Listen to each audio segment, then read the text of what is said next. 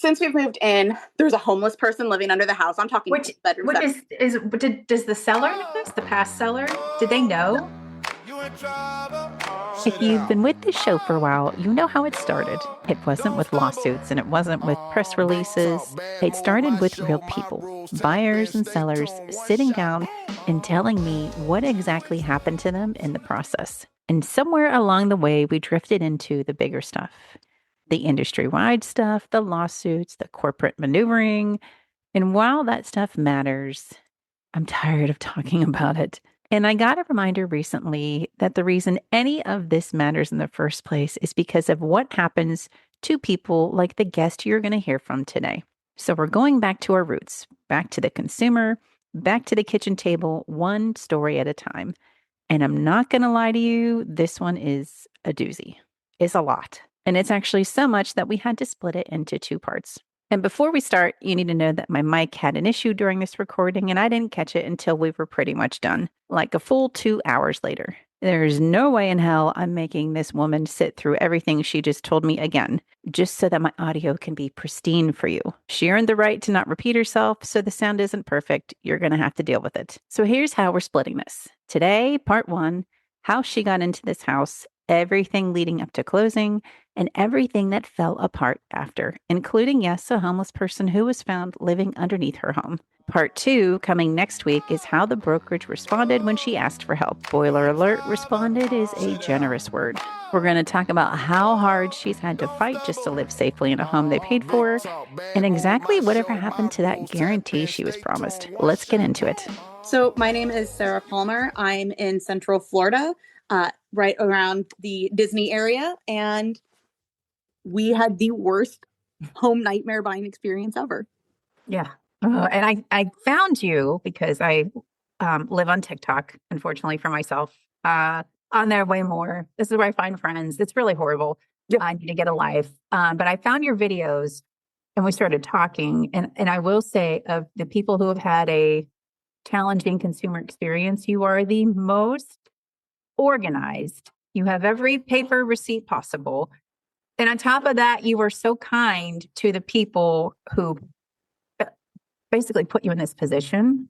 It just really pisses me off. So I really wanted to have you on here to share what happened to you and have these conversations so that other buyers out there, if they're being told something, can maybe think for a second and say, is that a good idea? Should I trust my gut? Because I'm going to guess that your gut gave you some red flags along the way that probably someone else talked you out of looking into further. There were multiple times that my gut said something, but the answers they came up with, they made sense. And at the end of the day, I trusted that they knew more than me. This is their job. So at this process, when you bought this home, you had already had one home or two homes fall through. And I know you've done so many great detailed videos on TikTok. There's a lot. So we can point people to the history behind it, but like just one string of bad luck after another. So talk about when you found this house and just kind of what made you interested in this house to begin with. So we were really open to a lot of areas. We didn't have a lot of like must-haves. It had to have good bones, and it had to have at least 3 bedrooms. We would have preferred 4, because we wanted to be doing foster care. We have dogs. It had to have enough space for them to run. But our necessities were really, really like small. And when I walked into the house, like the first thing I saw was the fireplace. And I know that sounds crazy because I'm in Florida, and people ask, like, even when I got the inspection, he's like, are you going to use it? And I was like, I'll put some candles in it, but it's not functional. I don't care if it's functional necessarily. Yeah. But my husband and I have been together since 2016. And like you said, we've had a string of like crazy things happen. We've had roommates and stuff like that. We have yet to be able to like decorate for Christmas. I have a ton of like family traditions. My mom is insane when it comes to Christmas. We had a Christmas tree in every bedroom. It was Christmas. Yeah. So I saw the fireplace and I was like, oh, I can decorate for Christmas. Like that was a huge selling point. It had the huge yard. There's a 5.5-foot fence all the way around the whole property. It's almost a quarter acre. So all of those things it was the space. We could see raising kids here. It's extremely outdated. We knew it was outdated, but my dad's renovated homes for years. He's in Texas, so I wouldn't have him like all the time. I could see the potential. So you had mentioned that you were getting this home with the hopes of fostering. So can you go back to how you got involved with fostering? Because I think it's such an important thing that doesn't get enough attention to begin with, outside of all this real estate mess. I think that's a big piece. So I've been interested in foster care for a really long time. Back in 2020, I had a coworker. She lost her children to the system. We were trying to help her out. She had 3 little girls. We helped with their transition care back. So we've actually been licensed since 2020. Our big goal when we were looking at a home was, yes, some longer term fosters, but really respite. In Florida, everywhere really, but especially in our area, we have a big problem with like the short term emergency care where we have kids sleeping at police stations, in social workers' offices, in juvenile detention centers. Like the teens, there's so many that are put in juvenile detention centers and they're treated like they were put there for that reason. It's their fault, right? Yeah, there's no distinction. So when we saw this house, I was like, "Oh, the bedrooms are slightly bigger than a lot of them down here." And I'm like, "The man cave, instead of putting a small couch or a chair, we can put a day bed for those like last minute placements. The bedroom, we can put 2 beds. Our master bedroom, we can fit the king size bed plus a crib. We can put, a pull out couch. So it had that space where we could take a lot of respite, especially sibling groups, which was really, really important to us. And then I don't know if you mentioned this, but I know in a lot of your videos, you talked about how this home, as being in Florida, had paid off solar panels. Yeah, it was a huge selling point. And when we were shown the house, originally we were told that they were already paid off. I later found out that the seller basically was told by her agent that she had to pay it off, that like she wasn't even given an option, which I mean, I know that was in my benefit, but I still feel like the seller's representation was almost as bad as mine. She definitely came out ahead in the situation. Like, I think so. Yeah. But she's not living in a house filled with mold and water, but yeah. Right. But yeah, so it's completely paid off.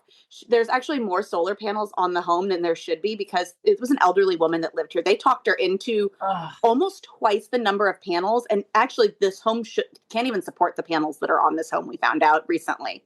Yeah, there's an active lawsuit for this property right now because of they messed up the financing on it. And when that attorney was looking into it, the seller gave him my information, and he contacted me a few days ago and was like, so would you like to be part of this lawsuit? Because you should be getting damages. That home shouldn't have any solar panels, but the number of solar panels, it can't even support that many. Oh my God. He's like, did you not get an inspection? And I said, of course I got an inspection. Yes, I did. Why, thank you for asking. All right, we found the home, right, that we thought we liked. Not perfect, had bones, so we thought. Had paid off solar and had enough space for what you wanted to do. So in buying this home, you were promised a guarantee. Can you kind of explain how that guarantee was explained to you, I think is the best way to put it. What the pieces of paper said that you signed. Yeah, so it is a 100% satisfaction guarantee, a buyback guarantee, that anytime in the first year, if you are unsatisfied with your home for any reason, they will buy it back. And it's actually one of the reasons I contacted that agency. I contacted a lot of agents because I wanted to find one that would be a good fit for us. Yeah. And along the way, I found a lot of them weren't. Like I mentioned that we looked at a lot of different, like we're open to a lot of different types of homes. And so many agents in our area I found don't look at mobile homes, or they only look at mobile homes, or they only do new builds. So we didn't want to be in that situation. We didn't want to be, pigeonholed, if you will.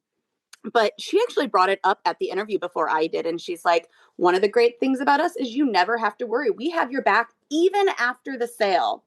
And it wasn't something that I didn't necessarily think I would ever have to use, but it was just, it was a reassurance. It put me a little bit more at peace with this process. And I jokingly asked, I was like, okay, so if a hurricane comes and knocks us, wipes us off the face of the earth, you guys have us at that point. And she goes, she laughed about it. Ha ha. No, insurance will cover you at that point. But yeah, no, we've got your back. And I'm like, okay, so let's say something crazy happens. I don't know, just something crazy. And it sells for $10,000. I know that's an asinine number.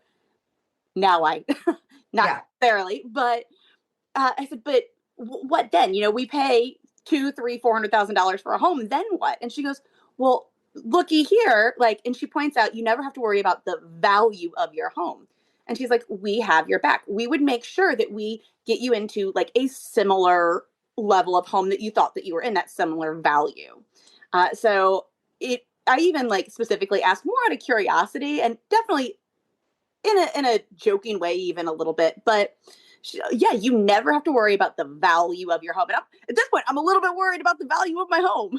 So my question for you in this is, like, in the papers that you were given and the stuff that you talked about for this buyback guarantee, did it talk about like, hey, we'll buy your home off of you? Does any of the marketing talk about that? Yeah, so it was like one form, and I have it because I have everything. You do have you are the most organized, misled buyer I've ever met in all my years of being in this. So go ahead. Yeah, I've been told. I had one lawyer that I spoke with. He goes, "I don't do this type of law. I wish I did, but excuse my French, but you are a lawyer's wet dream." Thank you. But yeah, so no, it's kind of just a short marketing material, and it just says there are terms, and I asked about the terms, and then she gave me this one. But it basically says, we'll try to list it for you first, but if it doesn't sell, we will buy it back at a guaranteed price. Right. And a lot of people have asked me like, oh, well, what are the terms? What are the terms? And they're listed out there. And I've shown them to people. It's, we're not going to charge a commission, but there's the $1,000 fee, and any other fees, of course. So we'll for free sell it. It has to be within the 12 months. We have to use them again when we purchase another home, which, after this experience, that's what I want to do. Yeah, no, thank you. But so there are certain terms, but it really they were very limited terms. Just basically they would try to sell it first. And I've seen this before. There's actually a lawsuit against another company, not this one, I think it was Maine, somewhere in New England area, who was given a guarantee, like on the sell side, like if it doesn't sell for this amount, like you get this and this, it's a guarantee. Mm-hmm. It was twice as expensive commission wise as what you would normally see, like $4,000 in fees. And then when the home didn't sell, they went back to the group and was like, hey, I want to tap into this guarantee. And all of a sudden there were like stipulations. There were things you had to do. And now he had to get a lawyer because he's like, I paid all this money and now the guarantee doesn't really work. So it's hard. So anyone listening out there, I know we haven't even gotten into what happened, but I think it's most important to understand that like guarantees in real estate have so many strings attached to them, or are marketed maybe not in a way that explains really what you get for your guarantee. So you really can't rely on that. The one thing we don't have a lot of time for, but I do want to touch upon, is that you originally met with a lender. And when you went to meet with this team, that was a pretty big team in your area. What were you told about your lender? So one of the big things that she sold me on was the fact that they had so many things in-house. And we had a closing fall through during COVID, where we would have closed on the home had it not been for that time that it takes to get all of the paperwork to the lender, to the, to the agents and everything like that. It would have gone faster. And she pointed out, she's like, you can always use your own lender, but you're going to save money and you're going to save so much time going with our in-house lender, because we close sometimes 2 or 3 weeks faster than some people do on average, because it's all there and you're not going to have to worry about things being delayed because it's all in-house. She even said that the title company was in-house, which come to find out it's not. It's just a preferred title company. Oh, they probably own a portion of it or something so they can get. Yeah. I'm guessing. I'm alleging this is not. I don't know. I do know that they said that they don't, but I haven't dug into it that much, at least. So I'm sure there's ties somewhere. Did they give you any like actual statistical data to show that they save people money using their in-house lender? She did. It's like she had all of these because we actually met at a Panera, and so she had she's like, look, like these are the reports. We're a mega team, because they're not just here. It's a nationwide team. It's one of, if not the biggest team. And she's like, so these are our numbers. How's a team? So for people that don't understand, like there'll be brokerages, and then in the brokerage there are agents, and sometimes team form under the brokerage. It almost feels like a mini brokerage inside a bigger brokerage. And the more team members they have, the more lucrative it is for the team, because when a consumer closes, the team gets a cut, the broker over top of them gets a cut, the team member who did all the work gets like maybe a third of that, maybe. And there's some consumer experiences where you think you're going to be working with the team lead and you end up with someone who's brand new, who, maybe they're very hungry to help you, but they're also incredibly inexperienced, and you thought you were getting this person that's running this mega team. So just as a cautionary term, that's not going to be every team, but it's just worth mentioning how they're structured and how the person that you are working with may be getting a third of the commission they charged you. So it's just worth pointing that out. But go ahead. And I will say, with it being a team this large, it makes it even more convoluted. So, like, when trying to find out who's at fault, well, the broker's saying he's not at fault, which is obviously not true. He won't even talk, he just radio silence at this point. But I've talked to like one of the corporate agents, and they're saying it's the corporate saying, no, it's the team down here. Like, it makes it even more convoluted. And there's even, while there's more points of access, it makes nobody wants to talk to you at that point. Right. And I think it's really important to just highlight when it comes to using a lender, the CFPB had many reports out, not even too long ago before it just got completely annihilated and torn apart, that, consumers can save money if they are shopping their mortgage rate with different lenders. And so I think it's really important that, all the marketing in the world can tell you it's going to be better, but until you get that data on paper to say, okay, well, give me your rate, I'm going to go talk to this other company and see what they have. And then we'll see if you can beat it, or, we'll see where it ends up. But, when it's in-house, sometimes there's just questions about like, how much is that costing the consumer? Like, obviously if it's in-house, there's likely money going somewhere. So, is it a better benefit to the consumer or the brokerage to offer that? So it's just worth saying. So you switch to their lender, and then you put an offer in and you go to get the inspection. Did you use your inspector or who they recommended?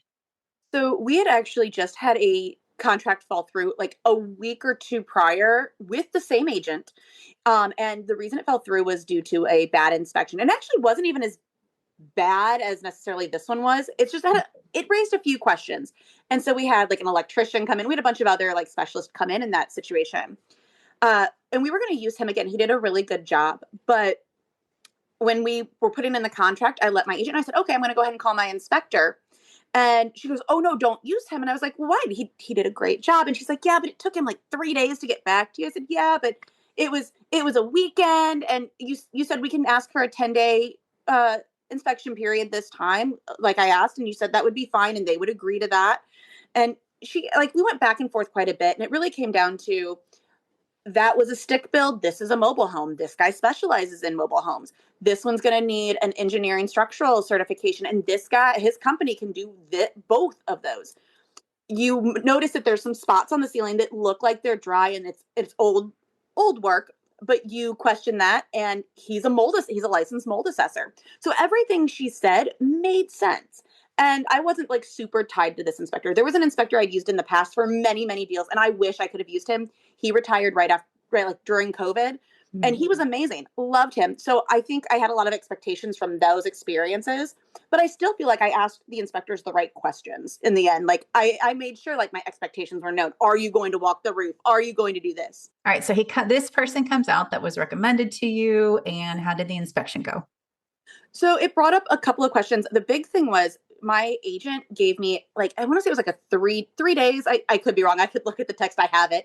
But she gave me like 3 days. These are the 3 days that work. I set up one of those days with my inspector. I let her know. And then she's like, oh, I can't do that day. And I was like, well, I mean, you don't have to be there. I can be there. No big deal. She's like, no, if I'm not there, you can't be there. And I was like, okay, well, can the listing agent be there for me? She's like, well, no, same team. So it's a meeting with our broker. We can't miss it. We're not allowed to miss it. And I was like, okay, well, I'd really like to be there. And she's like, it's just not possible. She's like, you can maybe reschedule. And I was like, well, I already told you that was the only day that he had. Like, because when I let her know that I'd booked it, I had told her, I'm like, I was really lucky. Like, this was the only day he has. He's moving things around to make it work. There would be a fee to change it or cancel it. Like, so we were really like, we were in a situation at that point where we may not be able to find a new inspector in our time period. We may not be able to get an inspection at all if we didn't go with this guy. And we're just kind of stuck where we couldn't be there. She wasn't going to be there. So I met him that day to give him the cash, and I showed him a couple pictures that I had taken prior, but I couldn't actually go on the property. So I paid him, and I was told by her, like, you can't even stick around. You can't even like wait. Like, you can't even stick around. Why? She pointed out like the neighborhood, there's really nowhere for you to park, because I live ghetto adjacent. I'm not like, that was one of the reasons I got it for the price I did. I knew that. But she's like, you can't like stick around. It'll make the seller uncomfortable. So I left. And again, I trusted her and him. And Yeah. a few things came back on the report, mostly things that I had already pointed out uh, to the inspector and to my agent, and things that she had already followed up on, and things that I had asked, like, hey, is there a seller's disclosure? And she told me flat out, no, there isn't, which I We got. found out later that that's more, That's not Maury true. Povich says, that's the lie detector says that's a lie. Yeah, yeah, that was a lie. But I went to the inspector and asked a few questions, and there were things that he reassured me, like the electrical. There were a bunch of singed outlets that I had seen, and I said, okay, I asked you to pay attention to the electrical, but as long as I'm switching out all of the outlets and the switches, will I be good? And he said, yeah, I'd probably switch out most of the light fixtures too. And I said, well, plan it on doing that anyway. It's very like, it's a 96. It has the original lighting. I'm good. Yeah, I'm going to change out the lighting. No big deal. I already had one of my fixtures that like I had my dad build for me. So I was like, yeah, not a problem.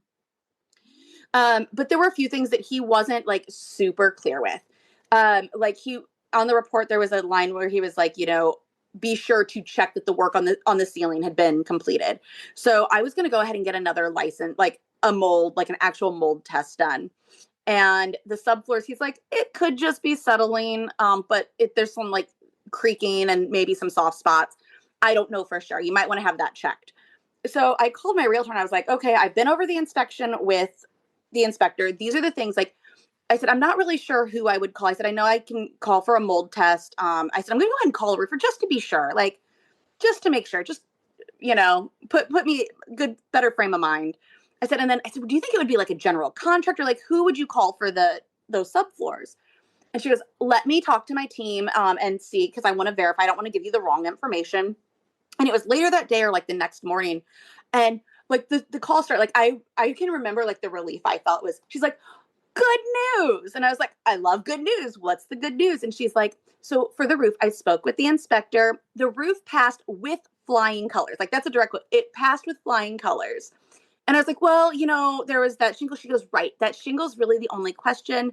The only reason he's giving it a 5 to 6 year life is because we don't have the permit. So he's not comfortable giving more than that. But he said that it passed with flying colors. And I was like, okay, cool. I said, I still think I'm going to go ahead and get the mold assessment though. And she goes, well, remember, he's a mold assessor. And I was like, yeah, but I said, I didn't like pay for the mold inspection. She goes, right. But remember, he told you he would let you know if you needed like further testing, and you don't need further testing. I double checked with him. Okay, cool. And I said, okay, so then I just need like a general contractor. And she goes, so that's the really good news. I forgot to tell you that the seller had some like work done on the foundation. And that like, I remember being like, wait a minute. And she goes, no, it was just regular maintenance. She just replaced the jacks, and that company, they've checked all the floor joists, the subfloors, everything's good. And it's even under warranty. So you're good. And I said, oh, cool. Can I get that paper? She goes, oh, yeah, you're going to get all of like those warranties and stuff whenever you close. And I was like, awesome. And I remember asking for it a couple of times, but then later on we found out there was an open permit for it. So it made sense that we didn't have all of the paperwork completed for it. And that was just a whole other mess. Yeah. It just never. So Yeah. then the report you got, does that match the report that was sent to the lender? So what's really crazy is with the 4-point, it doesn't, I mean, obviously the big inspection, it's going to have more pictures and things like that. But I like looking at it now, like knowing what I know now, when the picture of like the shingle that's up and raised, that's on the regular inspection, but it's not on the 4-point. You would think that would be something the lender and the, insurance would want to know. And it just says that the roof is, it's satisfactory, like, and that, which is, it's either yes or no, basically with the 4-point. And it says it's good, and it has a 5-year life. And then it gets insurance, right? Yeah, Everything looks great. we got insured, and this home is not insurable. As of the first, we won't have the homeowner's insurance on this home. We can't get it. It's not insurable. It also said the electric selection said no hazards and checked as satisfactory. Yeah, the electric. Even though they were burnt out, right? Yeah, so they had the singed outlets, which they were the original outlets, but also like when we were renovating, we found outlets that were stuck in with command strips. Like that's how they were attached. Oh my God. So, and there were a lot of outlets that didn't have like the covers, and they were pulled out a little bit, and we knew that going in. Outlets, they're easy to fix. Even if you've never done it before, you can watch a YouTube video and safely change out an outlet or a switch. I mean, I don't know if I can count myself to do that. You can. Would I be able to do it? No, probably not. It's so easy. You match it up. It's white to silver, black to gold, gold to I don't gray. trust myself, but yeah, you can do it. It's possible. So it's possible. But after that, the power went out in half of the house one day, and it was right after a storm, and we had the power, we had a power surge. So I called the electrical company because they had sent out a thing that there were electrical outages in the area. So I had called them later in the evening once things had calmed down, and I was like, "Hey, I'm missing power on half of my house." They're like, "Oh, that could have been from us." They sent a guy out. No, our panel needs to be completely replaced. And he looked at that. Yeah, so he looked at that. There's pictures of him. He pulled off the cover and everything. And do I know for sure it was crackling at the time that the inspector was there? No, I wasn't there that day, but it wasn't very long after. And the electrician goes, "Just listen." And I was like, and you can hear, it sounds like crackling eggs, which is just a poor connection. So we lose power in half the house. How many weeks was this after closing?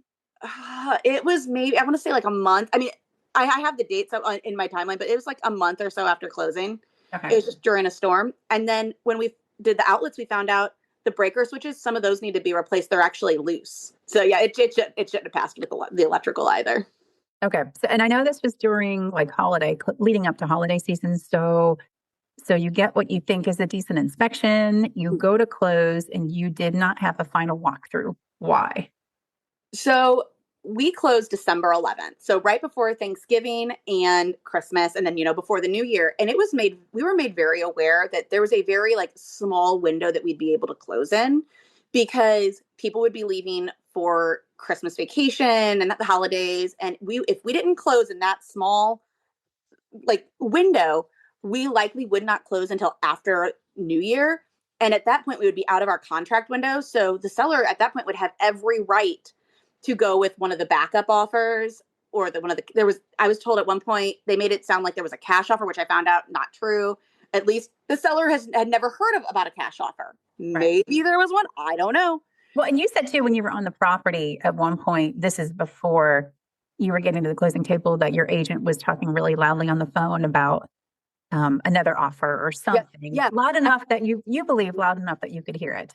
Yeah, I have a video. It ended up on the video. I have a video of her being like, "Oh, there's that many," and you can hear her her voice raise in it. And I remember after her being like, "Oh, there's a lot of offers," and she was really pushing me to put in an offer that day. And it was just me there. My husband wasn't with me, so I was like, "No, if it's meant to be, it's meant to be. If somebody else gets it before my husband gets to see it, then it's just not meant to be, and we'll find something else." So that didn't necessarily work with me, but I did still have that in the back of my mind when it came to closing. Oh, there really could be cash offers. So there were a lot of things that we were kind of rushed through. There was an open permit that we agreed to close with, an open permit that we later found out wasn't just open, it was expired. And we were told, "Oh, it'll get closed. The reason it's not closed, it's the holidays. We haven't been able to get everybody there at the same time that needs to be there." It ended up not getting closed till I want to say mid to late March for sure. And then the walkthrough didn't happen because she wouldn't let me do a walkthrough. The seller or your agent? The agent. The agent told me I could not walk through it. A couple of days before, I had to pick up paperwork from the seller. I had to get pictures of the back stairs. And I called my agent. I'm like, she's barely packed. I don't think she's going to get everything out in time. She's like, "Don't worry. She has to be." And I was like, I think we might need to address this. And she's like, "I'll talk to the listing agent." And then the day before, or 2 days before, she's packed, but I just don't know how she's going to get this done. She's an elderly woman. Her son is getting there today. This is a lot. And she's like, "I'll talk to the agent. You're good." The day before, she's like, she'll be out by the end of the night. I'm like, she doesn't even have the moving truck yet. There's no way. And she's like, "Oh, I'll find out." And she spoke with me, and she's like, "Oh, yep, they're getting it in the morning. Everything's ready. It's going to be packed." The day of, I had to stop and get paperwork. And I saw that there was a lot of stuff in the main living space because we helped them move their washer out for them, because the agent told the seller she would have somebody come help with that, and then didn't do it. So my husband and I came over to help with that. So we saw the main living space, like from the door to the laundry room. And I told my agent, I'm like, no, she's still not moved out. And she's like, well, she should have been moved out this morning. I'm like, she's not. And then the seller's son had messaged me that they had been moved out. And then my agent told me I want to say it was for the solar. We needed paper one time for permit, one time for solar. And I don't remember which one's when. I was like, I'll go ahead and pick that up. And she goes, oh, I thought the seller had left. I'm like, yeah, she just left. Like, they're gone. She's like, oh, so are you meeting with her? And I said, no, it's on the counter. And she goes, well, how are you going to get in? And I said, well, her son gave me a key because he wanted to make sure we had a key in case, you didn't or whatnot. And they aren't going to need it. And she goes, oh, you can't go in there. And I said, okay, are you going to come get the paperwork? And she said, well, no, but can the seller turn around? I said, no, they're on their way to Philly. Like they're gone. Yeah, they're done. Yeah. And she goes, okay, well, you can go. She goes, but you have to go to the door, to the counter, grab the paper, turn around and leave. She goes, otherwise it could technically be trespassing. It could get me in trouble. Like, I was like, okay, well, can I just like walk through and make sure everything's fine? And she goes, no, like it could like, you can't basically. So I was like, okay. She never told you at any point about walking through the property before it closes. No. So she had told me at one point we were going to do a walkthrough the day of closing. Okay. Like early on. Actually, I don't even think it was during this contract. It was during the contract that we had prior that she's like, the walkthrough is done the day of closing. Okay. So then day of closing, I'm expecting to do a walkthrough, and now we are not able to do a walkthrough. Okay. So you do end up closing. Mm-hmm. Just out of curiosity, what did they charge you in fees? Just because I'm nosy. $9.95. In the brokerage fee was $9.95. The admin fee that the Consumer Policy Center put a report about that I'm getting shit for. Yeah. Yes. And it's funny, I didn't even realize about that fee until like I was looking at my closing paperwork, and I was like, what is this fee? Like I thought that because I was told all of those fees are going to be covered by the seller, and she's like, oh no, the seller can't cover that fee. And this is like, it's funny. Like she's like, oh my God, it's funny because I actually one of the attorneys was like, what was that fee for? And he's like, do you have like that in writing?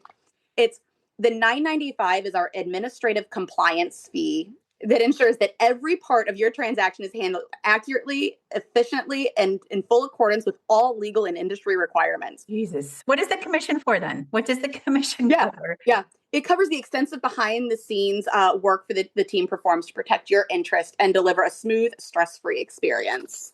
So I'd like that $9.95 back. My God. You know what the worst part is too is I just had a conversation with someone today about admin fees, and they said the same thing. Like, we were told the seller covers these fees, don't worry about it. And then we're getting to the closing table and surprise, like the commission was paid for by the seller, but that fee wasn't. And now we're coming up with, this one was $500, $495 to be exact, out of pocket. And he's like, we could afford it, but like, what if we couldn't? Like, that's a whole piece of furniture. Yeah. Like, that's a deep clean of your house plus cleaning supplies. Like, there's so much you could do with that. Yeah. So I'm glad you mentioned that because, in doing research, it seemed like even when the fee was disclosed, you kind of were alluded to believe that someone else would pay for it. And then that doesn't happen. Yep. You're coming out of pocket. So the home was how much money? So it was $200,000. We did get some sellers concessions, and so that did help. But we ended up, we put 20% down. We worked really hard to be able to do that. I know most people don't. I've talked to a handful of people in the industry, and they're like, nobody puts 20% down, especially on like their first home. Like, yeah. And I've had a lot of people in my comments, agents say, why would you put 20% down? Like, I would never. And I think that's just kind of become a thing in the industry because homes have become so expensive. Yeah. 20% is obviously so much harder now than it was even 5-10 years ago. Yeah. So it's just kind of this thing we've been told that like FHA loans are so much better, when a lot of times like by putting 20% down, we saved over a full percent in interest by doing that, And then I know we're going to get to this eventually, but I'm just so pissed off about it. I want to just get to it now. The fact that the type of home that you were buying, I see so many shitty comments from people judging you based on the type of home that you bought. Yeah. So for those assholes out there, I just want to make it clear. It doesn't matter what type of home someone buys. It's their home. It is a home. It doesn't matter what type it is. This is where they live. They are happy. This is their home. Move on. And of those who are judging based on the type of home you bought, how many of those people were real estate agents? So many. It's so horrible. So It's the so number of fucking agents horrible. that are like, what do you expect from a $200,000 house? Ugh. Like As if you don't deserve a house that's in decent condition right. and livable. I was like, I expected good bones. I knew like it was extremely outdated. I knew it had the batten strips that I was going to rip off and mud and tape and paint. Like for 200,000, I was looking at a home that I was going to be putting sweat equity into. Yeah. I knew that. It shouldn't matter. When I read your comments on your videos, I'm like, these people are such assholes. Not just agents, like because there are some good agents that will help you. Oh yeah. Just the public in general. It's just such a whole dynamic of like people can say whatever they want behind their computer screen, but never to your face. And I want to address that. If you're like that, please don't listen. Just end it now. Go on to a different podcast because I don't want you around. All right. So we close. We don't have a walkthrough. And this is where shit falls apart. So beginning of falling apart. Yeah. Yeah. So like, I don't even know where to begin with this. I don't know if you want to do a rundown of like, since closing, what have you discovered has been broken that probably would have been visible to someone who was a good inspector? We already talked about the electrical panel. We know that. What happened with the roof? So first of all, it took us a while to even discover everything because the seller left almost everything behind. And I want to be very, very clear with this because a lot of people like, she should have been told not to, blah, blah, blah, this, that, and the other, and she should be blamed for this. And there's been a lot of people in my comments that I've just deleted the comments because the seller has seen a lot of my videos and she's elderly. And like, she's called me crying multiple times because of some of the comments that have been made. And there are very few, I can count on, one hand, the number of comments that I've deleted. And it has been ones against the seller simply because she was told it's an as-is property. And you can leave as much as you want behind. Yeah. And she did fill out a disclosure. Yep. She did. Yeah. She filled out a disclosure. She did everything she was supposed to do. This is not on the seller. This is on her agent, my agent, the inspector. This is on many people, but it's not on her. Right. You got the disclosure after you closed, right? Yeah. Nearly a week after we closed. Okay. We had one in our original contract that said no known issues. And then we got one a week later that says a whole list. Because so many things were left in the home, the shed was completely full. Everything was in our house. It was like, I don't know if you've seen the episode of I Love Lucy where she moves to California and she buys back all of her stuff and it's like a maze of stuff. Yeah. That was our home. We had a maze of things everywhere. But since we've moved in, there's a homeless person living under the house. I'm talking bedrooms. Does the seller know this? The past seller? Did they know? I found out this is something I've talked to her son about, and he was livid about because she was told about it and she didn't know, like in one, like, we don't know if like she thought they were joking or she thought it wasn't a big deal or she thought they didn't live there anymore. Like it's very, she's elderly. So okay. I she really shouldn't have been making these decisions on her own. And honestly, I feel like any good agent should have realized that. Yeah. Well, and can I just highlight too, when you reported that there was likely a homeless person, you were even kind in your police report to say like, hey, I don't want them arrested. Like, I just need them to move where else. Like, so because I feel like in your videos on TikTok, you get some shit and people give you attitude, but like every response, because you are so detailed and you have saved everything, like none of it is aggressive. Everything is patient. Everything is let's work together. Even down to the homeless person that was living under your thing, which you can't use your yard because there's needles under there that you don't want your dogs to get into. Yeah, there's used needles under there. And it's funny. I mean, not funny, haha, really. But I was actually sick the day that it was found out. The people that were here for the permit, they had to take all of the skirting off of the home so that it could be inspected. And so I was in bed when they rang the doorbell, and I was like, my husband went to the door, and they're like, "Hey, just so you know, there's a homeless person under the home." And so he came to tell me, he's like, "There's a homeless person that's living under the house." And I go, "What do you mean?" He goes, "There's a homeless person living under the house." I'm like, is he there? He's like, "There's a homeless person." Like, that's all he could say. I'm like, "Did you get further information?" He just looks at me, he goes, "I'm autistic. I didn't ask any further information. I think you know what to do." And I was like, okay. So I went out, and there's a whole bedroom. There was a whole bedroom set up. There was a cot, a mattress, a little end table he was using as a dresser. There were cell phones, used needles. Like, how did nobody see that? Which is insane, right? Because he took pictures of the crawl space, but conveniently that space, there's no pictures of that area. Like, I just find that convenient. But the officer, I called the non-emergency line because he wasn't there. but it was hours before they showed up. And he's like, I'm gonna be real, I thought you were crazy. We thought you were crazy. And I was like, yeah.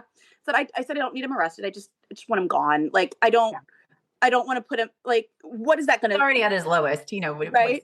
Taking him really down. He goes, well, just so you know, if they come back, whenever you call, maybe let them know, like, to look up the address because they're gonna think you're crazy. And we did have to call them back. And so when I called the non-emergency line. And again, because I'm not afraid for my life. Like, yeah. I have 3 dogs, 2 of which are bully breeds. You know, I carry, like, I'm not concerned for my life. But I tell them, we ended up with like 8 to 10 cops surrounding our home, like lights, guns, tasers. There was a drone. Like, it was a very eventful night. My dogs, 2 of them were scared. The other one, very excited. They brought her a toy. Oh, yeah. What can I get into? How can I help you? Yeah. So, and they evicted him. Like, they pulled all of the stuff out there. They were kind enough to get out as much as they could, put all of the stuff. They did end up like breaking the cotton. They're like, we don't want to leave anything that could like make him think he can. They put a note on their eviction. And we're Polk County. They're very well known for their police force. Like, they've driven by, they stopped by multiple times to check in. And you have a homeless person underneath. You have an electric box that sounds like Snap, Crackle, and Pop cereal. And then your roof is leaking. We have a waterfall inside of our fireplace. That one's fun. We found a hole in the floor right outside, right in front of our exterior door in the laundry room. It's like 3 foot by 1.5 feet, completely rotted out. It was just like the linoleum on top of it. We found out the back bedroom had flooded. We found that out after we had moved, because we're in a flood zone. It's listed as flood zone X, but it's actually AE. But so there were soft walls that we found, like a lot of like rotted, like the insulation and stuff was rotted out that my dad and I fixed. There's a windowsill that was soft, but once we like investigated further, the whole wall, all 4 of our walls are completely rotting out. I've had some inspectors be like, we don't know, like construction people come out and they're like, we don't know how your walls are holding up your roof. Like, it's just one big bad woof blow and it's gone. Yeah, the next hurricane coming through. Yeah. Knock on wood, hopefully not. Yeah, like I can hear water, like the wall that I'm against right now. There were boxes there until my dad came to do some work. And when I moved the couch over, like I can hear it dripping inside the wall. Mm-hmm. So we found everything. There's holes in the floor. There were termites. We found termite damage. There's a rat the size of a small cat. I can't use my bedroom because there's very little that scares me. Rats and snakes, both are things, both of which have been in my home at this point. Yeah. I can't do snakes. Rats, maybe I could. I don't think it's the size of a small cat. Oh my God. Mouse, maybe, but like it's huge, and like it went down the pipe, and then another time it went down a hole next to the pipe. Like it's disgusting. Like my husband tells me, he's like, why are we sleeping in the guest room? I'm like, I can't sleep there. I can't sleep there. He's like, I'm like, I don't want to hear it. I know they can probably get another. Nope, don't want to hear it. Yeah, the rat lives there. The rat never leaves that room. That's where it lives. That's where it stays permanently. We have animals, homeless people, bad electric, leaking roof, decaying walls. And so with all of this, I'm guessing you then went to the brokerage. Oh, so sit with all that for a second. A homeless person living out of the home this family paid for on a guarantee that was supposed to protect them if anything went wrong. Which brings up the only question that actually matters. When she asked for help, what did she get? That's part 2. See you next week.